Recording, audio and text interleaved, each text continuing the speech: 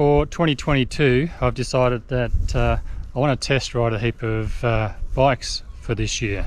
There were quite a few bikes that were released last year that I was quite interested in, and so today I thought I'd make a list of the bikes that I'm going to really try and test ride this year if I can. Now you need to know that in Australia, test riding motorcycles is not an easy thing.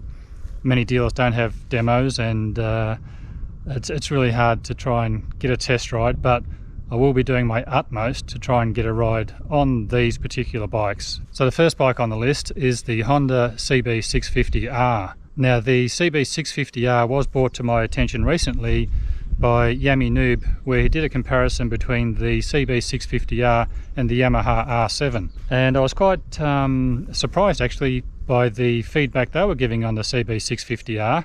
And I'm pretty sure one of you guys has recommended it to me as well. So I thought it's got to be on my list of bikes I'm going to attempt to try and test ride for this year.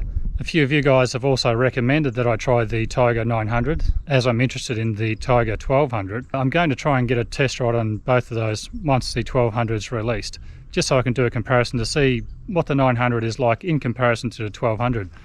Because with the 150 horsepower of the 1200, that's something I don't know if I actually need, whereas the 900 might be a better fit in the end for me. I've also seen reviewers give the 900 a lot of praise in terms of comfort, so yeah, it's something that I need to test ride this year. While I'm on Triumphs, the Tiger Sport 660 is also something that you guys have recommended, and it's getting good feedback, especially in terms of comfort for taller riders. So I'll have to make sure I try and get a test ride on that bike as well. Now on the more touring side of things, I want to try and test ride the Honda Goldwing and Honda Goldwing Tour, either or.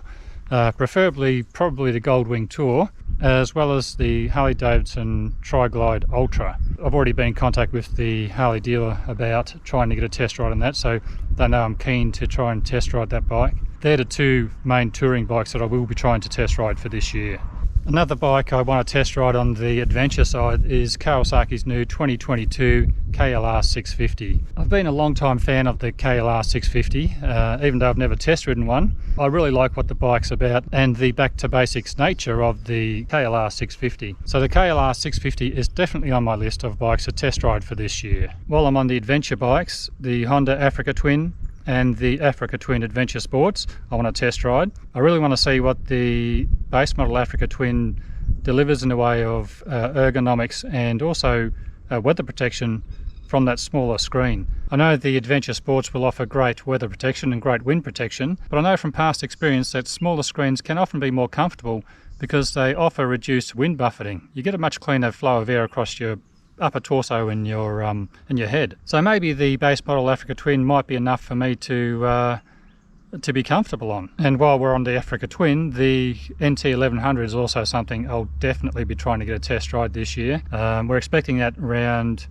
April, May, I think, of this year. So if it's possible, I'll definitely be getting a test ride on the NT1100. If I'm going to test ride the NT1100, I think I should also test ride the Tracer 9 GT, and I'd really love to test ride the R7. I'm hoping that that may be possible in some way. And when I bought the NC750X, I'd actually narrowed it down to two bikes, the NC750X and Yamaha's MT-07. I ended up choosing the NC750X because I thought it might be more practical for me and probably a better bike long term. But I did think the MT-07 might be more fun to ride. And after sitting on it at the dealership, it felt very comfortable for someone my height. I'm 6'1", and it did feel quite comfortable and roomy. So I'm going to try and get a test ride on the MT-07 this year because I really want to see if I made the right decision by going the NC750X, or maybe I might have been just as happy on the MT-07. Another bike that caught my eye this year was BMW's new R1250 RT. I owned the R1200 RT about 10 years ago and really liked that bike, and I really like what they've done styling wise with the new model. So the BMW R1250 RT is on my list to test ride for this year. Going back to Harleys, the Sportster S is on my list, as is the Pan America. When it comes to Harleys, I think they're going to be the easiest bikes to get a test ride on here in Australia. From past experience, Harley-Davidson are really good at putting on demo bikes. I've always found them to be the easiest to get a test ride on. Followed closely, I'd say, by Indian actually.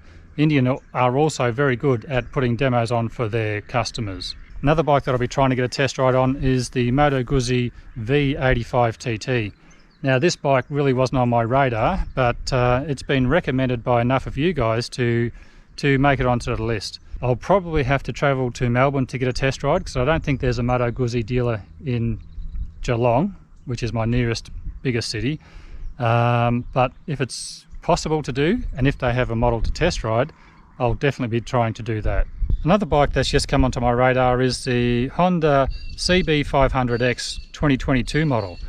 I really like the changes they've made to this model, and I think in Australia, as we don't get the NC750X here anymore, I think for people looking for that style of bike, you really have two options, and that is the Honda CB500X or the new NT1100. So the CB500X is something I'll definitely be trying to get a test ride on this year. Now it's on to a couple of scooters that I want to test ride.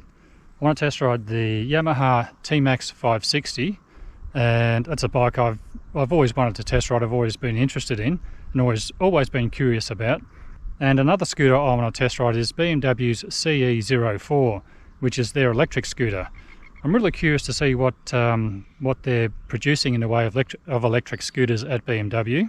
This is not their first electric scooter, they've done them before, but I really like the styling of this and what it potentially may offer for primarily a city rider, because it's not really going to be any good for range-wise for anything other than city use.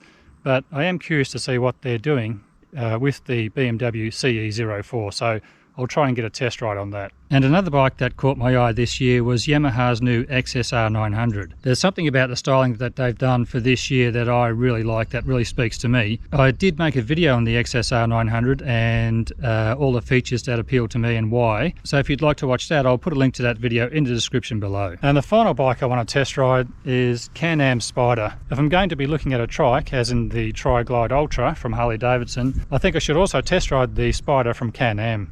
I think the Can-Am might be an easy one to organise test ride wise, because I'm pretty sure that the dealer in Geelong, which is Peter Stevens, have demos in stock. So if it's possible, I will try and get a test ride on the Can-Am Spider for this year. Well, that's it. They're all the bikes I'm going to try and test ride for 2022. I say try because I know it's going to be difficult to try and get a test ride on all those bikes. We'll see how it goes. You know, I might get lucky and test ride quite a few.